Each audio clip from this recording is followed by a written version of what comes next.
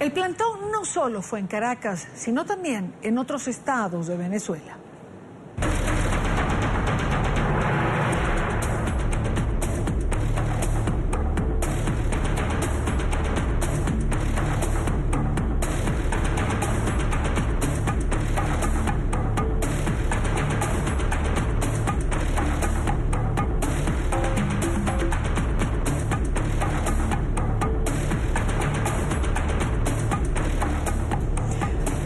A las 6:12 minutos saludamos en nuestros estudios en Caracas a María Corina Machado, coordinadora del movimiento político Vente Venezuela. Bienvenida, María Corina.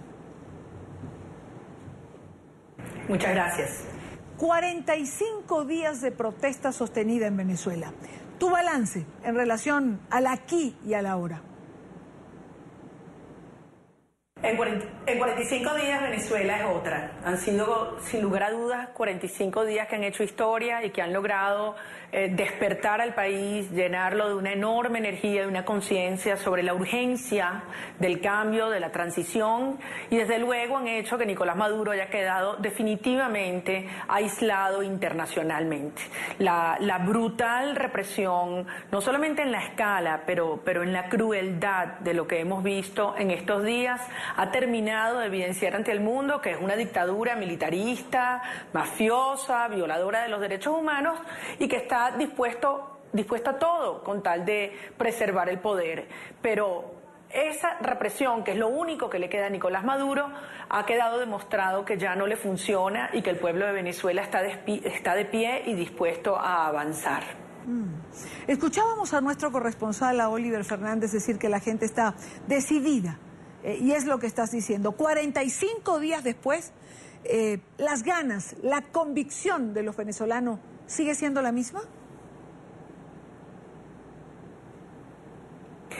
45 días después, más de 40 venezolanos asesinados después, más de 2.300 arrestos y hoy existen todavía más de 700 personas detenidas, miles de heridos, porque a los venezolanos hoy en día muchos ni siquiera reportan los daños que le han hecho para que no sean perseguidos. 275 venezolanos civiles juzgados en tribunales militares, de los cuales 159 están hoy detenidos, y aún así el país está de pie, pero además consciente de que este proceso no tiene vuelta atrás, de que esta oportunidad no la vamos a dejar pasar y de que con la fuerza, la movilización ciudadana que crece cada día, es que este régimen está acorralado y es que vamos a lograr aplicar toda la energía para obligar que una transición sin demora tenga lugar en Venezuela.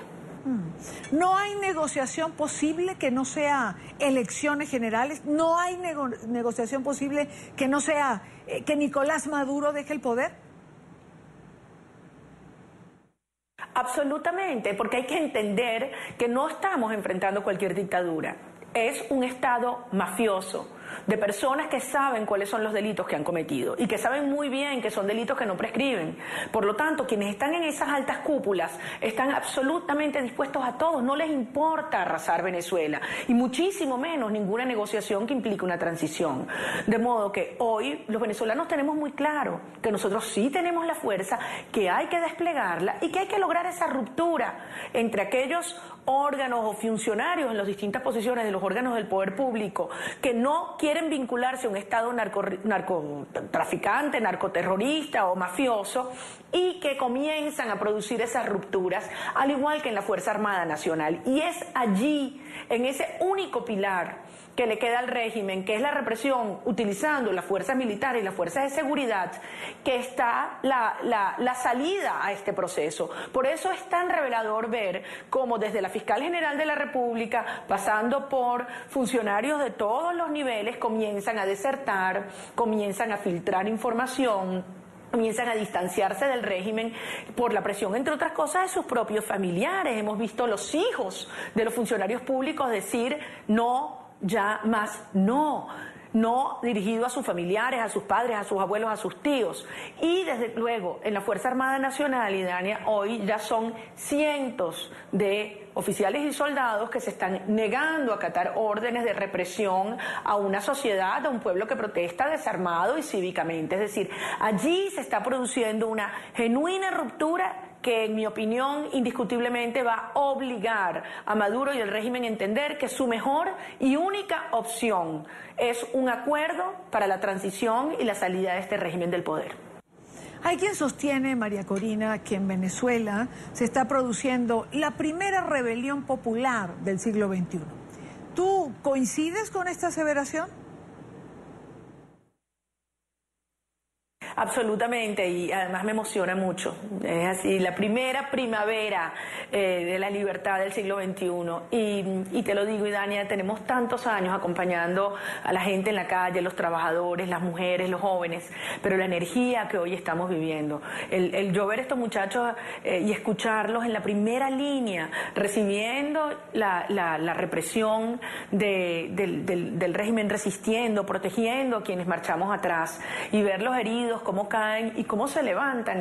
Y el otro día le decía a un muchacho con la rodilla toda rota, ensangrentada: hijo, regresa a tu casa, agarra una moto. Y él me miraba a la cara y me decía: yo no tengo otra opción que regresar a primera fila. Y te digo, ha sido de una crueldad lo que hemos visto. Hablaba hace unos instantes con Alfredo Romero del Foro Penal y me relataba cómo en Carabobo han habido torturas brutales, venezolanos que estuvieron detenidos, 15 detenidos que los obligaron a comer excrementos. Y Dani, o sea, es una cosa que uno no puede creer que esté ocurriendo en nuestro país. A una señora mayor de avanzada edad, Irma Bello, la rociaron con toda la fuerza de la ballena, la arrastraron, la dejaron inconsciente. Cómo han atacado a médicos que han estado allí, o estudiantes de medicina que van desarmados a apoyar a los heridos, y los atacan a ellos también.